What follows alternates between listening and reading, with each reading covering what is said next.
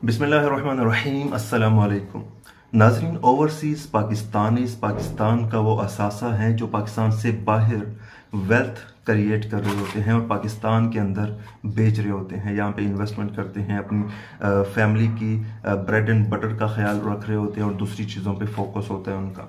तो इस सारे प्रोसेस के अंदर कुछ इंपॉर्टेंट पॉइंट्स होते हैं और सिर्फ पाकिस्तानी को उन पे फोकस रखना होता है। एक वाकया, एक सच्चा वाकया जो हमारे स्पेसिफिक इलाके के अंदर पेश आया था।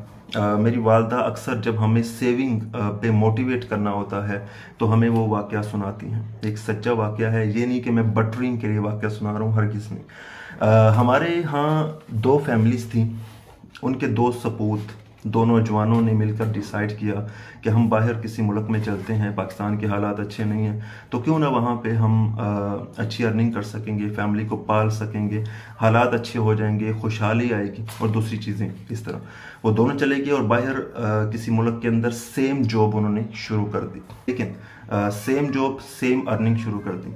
उनमें से एक जो था वो बड़ा सोच समझ के खर्च करता था और जो है वो ज़रूरियात पे फोकस करते हुए बाकी पैसा घर भेज देता था। घर वाले भी अपनी ज़रूरियात, जो नेसेसिटीज़ ऑफ लाइफ हैं, वो पूरा करने के बाद जो है वो उसको सेव कर लेते थे, उसको इन्वेस्टमेंट मोड में लगा देते थे। That's it. इस तरह उनका गुजर बसर होता था। जबकि दूसरे वाला जो था उसने अयाशी की तरफ फोकस रखा कि मैं बाहर आ गया हूँ, अच्छा कमा रहा हूँ, अच्छी अच्छी यानी कि अर्निंग है मेरी और अयाशी की जाए।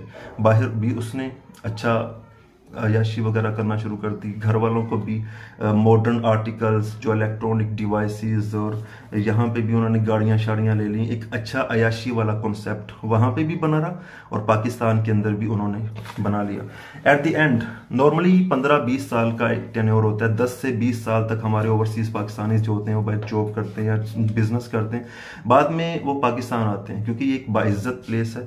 अगरचे बाहर भी इज्जत होती है लेकिन पाकिस्तान जो घर होता है उसको बंदा भूल नहीं पाता है।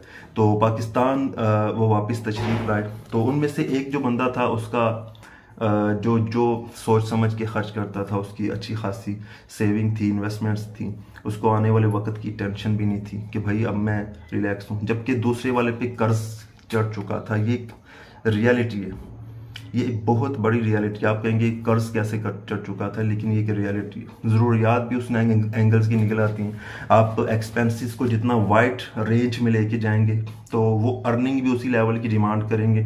जब अर्निंग नहीं होगी तो आप कर्ज उठा के वो अपनी ख्वाहिशात पूरी करने की कोशिश करेंगे कि आ तो जाना ही है, लेकिन जब नहीं आएंगे तो फिर प्रॉब्लम बनेगी। तो ये उनका नटशेल है। ये उनका अख्ताम इस तरह हुआ कि एक 15 साल ज़ाया करके पाकिस्तान आ गया और दूसरे ने सेविंग कर ली, उसे आने वाले दिनों की फिक्र भी नहीं थी।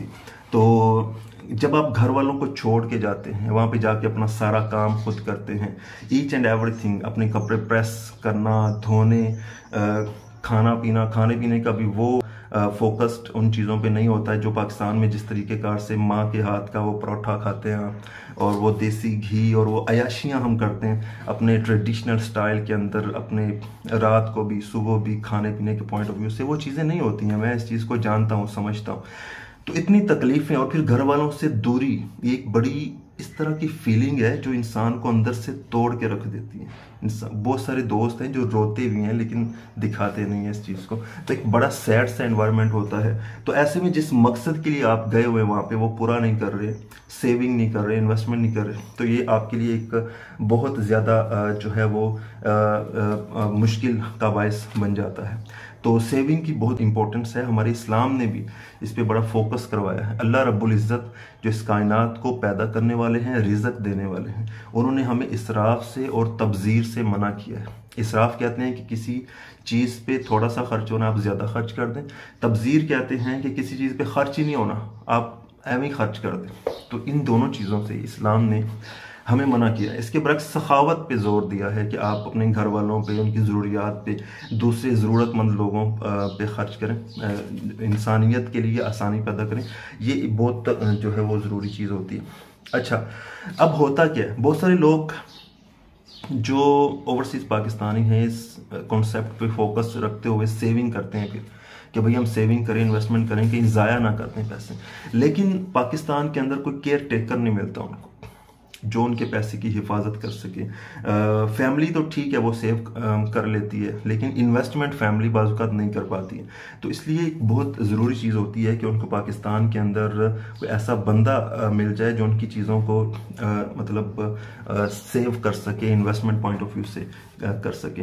मैंने जब से प्रॉपर्टी के अंदर आया हूँ, यूट्यूब पे वीडियोस बनाना शुरू किए, मेरा फोकस ओवरसीज़ पाकिस्तानी भाई हैं कि किसी तरीके उनको मैं ऐसी सर्विसेज दूं कि वो सेटिस्फाइड हो सके, ठीक है। और बहुत ज़्यादा ओवरसीज़ पाकिस्तानी मेरे साथ अटैच हैं पूरी दुनिया से, जो पाकिस्तान से गए हुए हैं और चीज़ें परचेज करते हैं, सेटिस्फाइड होते हैं। मैं नेक्स्ट वीडियो के अंदर मुख्तलिफ वॉइसेस अपनी वीडियो के अंदर शेयर करूंगा जो व्हाट्सएप पे मुझे दी गई हैं। मेरे तावन की, मेरे ट्रस्ट की, मेरी सारी चीज़ों की तारीफ़ की गई है, ठीक है। वो लेकिन मैं वो इजाज़त से, जिन लोगों की वो वॉइसेस होंगी उनकी इजाज़त से मैं शेयर करूंगा, बल्कि मैं कोशिश करूंगा, उनसे रिक्वेस्ट करूं कि आप स्मॉल वीडियो क्लिप्स बनाएं और मैं यहाँ पे यूट्यूब पे लगाता हूँ, ताकि दूसरे ओवरसीज़ पाकिस्तानीज़ भी देखें कि भाई अवैस के साथ इन्वेस्टमेंट करना कितना महफूज है, सेव है, किसी भी एंगल से कोई टेंशन लेने की जो है वो ज़रूरत नहीं है। तो ये एक मुख्तसर सा मैसेज था ओवरसीज़ पाकिस्तानीज़ के हवाले से कि भाई आप अपना पैसा महफूज करें, अच्छी इन्वेस्टमेंट्स करें। अगर आप बाहर कर सकते हैं बाहर कर लें, पाकिस्तान में कर सकते हैं तो करें।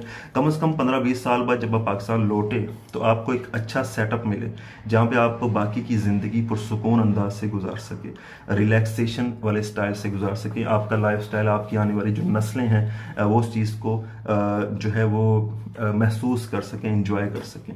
तो किसी भी किस्म की इन्वेस्टमेंट के लिए आप रहमान गार्डन फेज 7 के अंदर मुझसे कॉन्टैक्ट कर सकते हैं। मेरा नंबर स्क्रीन पे अभी आ भी रहा है, तो आप फ्रीली इजीली कॉन्टैक्ट कर सकते हैं। किसी भी किस्म का फ्रॉड नहीं है, मिस गाइडेंस नहीं है। मेरी कोशिश होती है, हमारे जो ख़ासतौर पे मिडल ईस्ट में जो भाई रहते हैं वो काफ़ी ज़्यादा रूल्स एंड रेगुलेशंस को फॉलो करते हैं। वो एक एक लफ्ज़ को उस पर गौर कर रहे होते हैं कि ये बंदा बोल क्या रहा है, ये थोड़ा सा ऊपर नीचे तो नहीं कर रहा। ज़रा सा भी 19-20 का फ़र्क हो तो वो रिजेक्ट कर देते हैं बंदा। वो पैसों को बाद में देखते हैं, पहले बंदा देखते हैं। ये मेरा एक्सपीरियंस है।